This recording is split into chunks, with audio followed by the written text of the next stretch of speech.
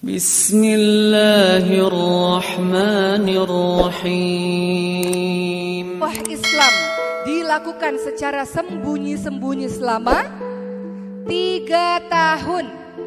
Pada saat itu Islam adalah agama yang baru saja dikenali oleh orang-orang. Jadi tidak bisa langsung tiba-tiba begitu saja meminta orang-orang untuk mengimani Allah dan Rasulnya. Walaupun sebelum-sebelumnya memang orang-orang ada yang menganut agama Nabi Ibrahim, yaitu agama Tauhid, yaitu menyembah kepada Allah Subhanahu Wa Taala. Tapi mayoritas orang-orang yang sedang menyembah berhala-berhala. Siapakah wanita yang pertama kali beriman kepada Rasulullah Sallallahu Alaihi Wasallam, ibu-ibu sekalian? Siti Khadijah. Siapakah laki-laki yang pertama kali beriman dari kalangan laki-laki dewasa? Abu Bakar As-Siddiq radhiyallahu anhu. Siapakah anak laki-laki yang pertama kali beriman kepada Allah Subhanahu Wa Taala? Ali bin Abi Thalib radhiyallahu anhu. Itu beberapa orang-orang yang termasuk dengan golongan orang-orang yang pertama masuk Islam. Setelah 3 tahun dakwah secara sembunyi-sembunyi, teman-teman sekalian, mulailah Rasulullah dakwah secara terang-terangan. Disinilah mulai berbagai macam penyiksaan yang dialami oleh orang-orang Islam. Ingat Bilal bin Rabah? Siapa Bilal bin Rabah? Bilal bin Rabah seorang budak berkulit hitam, ditelanjangi, dibuka seluruh pakaiannya, diseret menuju ke padang pasir, ditelentangkan dan di dadanya diletakkan batu yang sangat besar dan dipaksa untuk mengatakan Tuhannya adalah Lata, Uzza dan berhala-berhala. Namun Bilal bin Rabah mengatakan Ahad, Ahad, Ahad. Tuhanku adalah Allah yang Maha Esa. Begitu pula yang lainnya, budak bernama Sumayyah yang dikatakan sebagai syuhada pertama.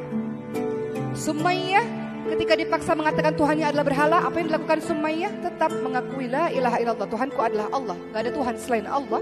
Kemudian ia ditusuk, dari kemaluannya menembus ke lehernya, hanya beriman kepada Allah Subhanahu Wa Taala. Kemudian akhirnya harus mendapatkan hal yang demikian.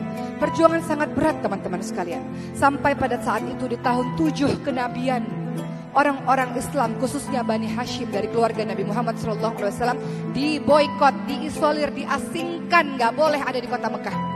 Selama 3 tahun orang-orang Islam pada saat itu hidup sangat menderita, mereka kelaparan sehingga mereka memakan dedaunan-dedaunan saja.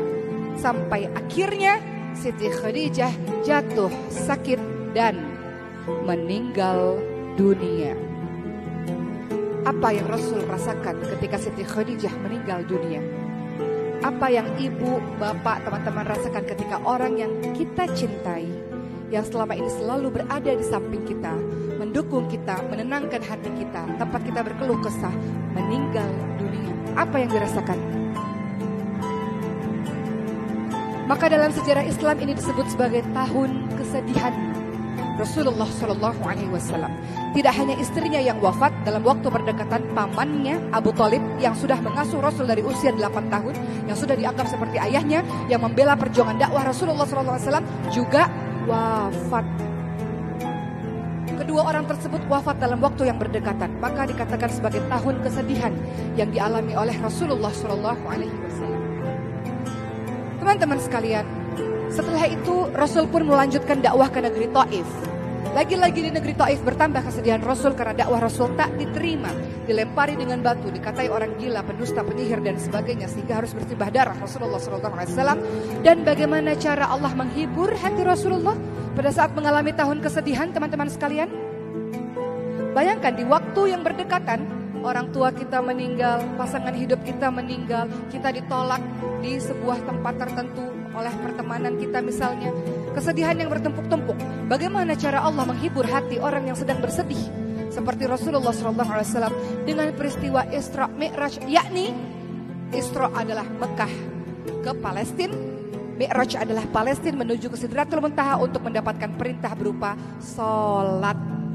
Jadi ternyata kalau kita sedih, kalau kita kehilangan, kalau kita terluka, kita hampa, sepi, ternyata rahasianya adalah sholat. Apa kata Allah? Ya ayyuhalladzina amanu ista'inu bis-sabri was-shalah. Wahai orang-orang beriman, minta pertolongan kepada Allah dengan sabar dan dengan sholat. Sholat penghibur hati bagi orang-orang yang sedang bersedih, orang-orang yang sedang kehilangan. Lalu Rasulullah SAW 3 tahun berikutnya, 13 tahun kenabian, akhirnya berhijrah ke Yathrib, Madinah, menikah dengan Saudah, menikah dengan Aisyah radhiyallahu anha, dan kemudian disusul dengan istri-istri yang lain. lainnya.